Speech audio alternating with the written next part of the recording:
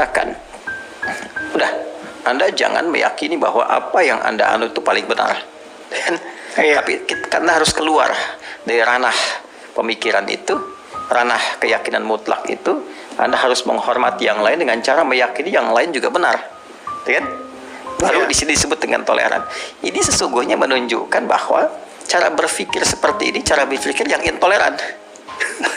Jadi bukan membangun sebuah toleransi, tapi menghadirkan cara berpikir yang intoleran. Ya kenapa? Karena Anda berusaha menepikan semua keyakinan orang lain, dan saat yang bersamaan Anda sebetulnya tidak sedang toleran kepada orang lain yang punya keyakinan. Jadi dia sedang tidak toleran kepada orang lain, meminta orang lain keluar dari keyakinan mereka untuk masuk kepada keyakinan dia.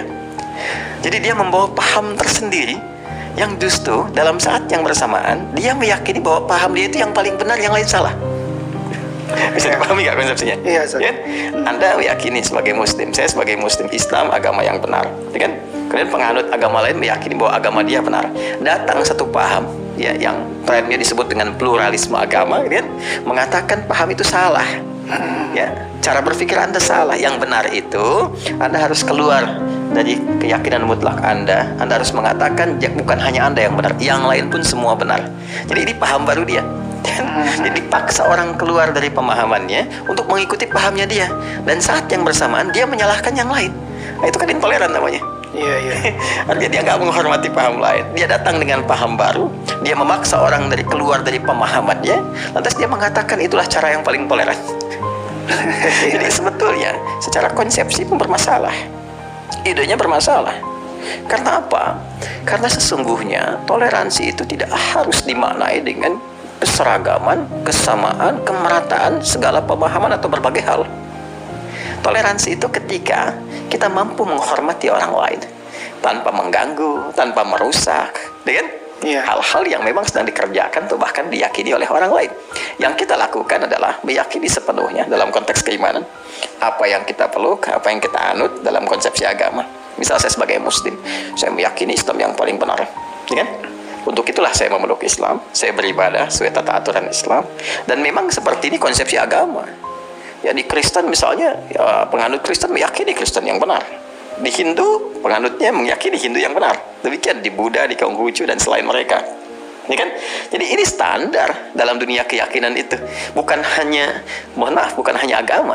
Anda punya istri, saya punya istri. Anda meyakini istri Anda itu yang paling cocok, yang paling cantik, yang paling sesuai. Ya kan? Meskipun suami yang lain meyakini bahwa istri mereka yang paling ideal. Kan kita nggak bisa katakan, ini dalam rangka toleransi kerumah tanggaan, semua istri sama. Kan menuju pada peran yang sama, kan nggak bisa begitu. Ya kan? Nah, jadi ciri khas bentuk toleransi itu ketika saya memeluk Islam, ya, maka saya pun menghormati keyakinan orang lain. Kalau dalam bahasa Al-Quran itu lakum dinukum waliyadin. Nah, kami meyakini apa yang kami peluk, dan Anda meyakini apa yang Anda peluk. La ikraha fid din, nggak usah memaksa orang lain untuk mengikuti keyakinan tertentu. Ya kan? Nah, tapi kalau mereka bertanya, kita menjelaskan, kita menampilkan keindahan Islam yang disebut dengan dakwah. Islam di pekerjaan, Islam di rumah tangga, dalam bertutur, bersikap, berperilaku. Kalau mereka tanya, kita jelaskan. Nah, itu konsepsinya jelas di dalam Islam. Kita sebagai penganut muslim, ya. Jadi sebetulnya kita nggak punya masalah dengan toleransi. Ya, nggak punya persoalan. Jadi kalau saya sering kali berkata, ada orang yang mengajarkan tentang toleransi kepada Islam, itu terlalu tertinggal gitu. Karena orang Islam itu harusnya khatam tentang toleransi.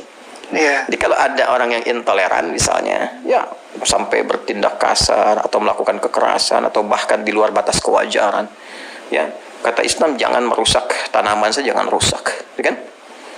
Apalagi menghancurkan rumah ibadah, ya membom rumah ibadah, merusak dan sebagainya, itu sudah ada nasnya, dilarang. Jadi apa yang dikerjakan itu bukan dalam konsep pemikiran agama, bukan, itu penyimpangan dari agama. Yang jadi persoalan itu orang sering mengaitkan itu tuntunan dalam Islam, ya kan?